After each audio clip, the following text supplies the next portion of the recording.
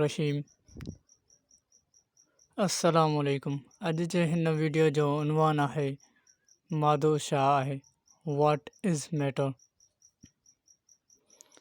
यादि ॾियानी, असीं पोएं वीडियो में ॾिसी चुका आहियूं त हीअ सॼी काइनात ऐं उन में मौजूदु सभु इंसान, जानवर, वण, जीत, जड़ा, जानदार, गैर जानदार, हवा, पाणी, पत्थर यानी पहाड़, जबल, टकरियूं सभु मादी आहिनि यानी मादो आहे, जंहिं सबबु हिन काइनात खे तिबई दुनिया यानी मादी दुनिया चइबो आहे।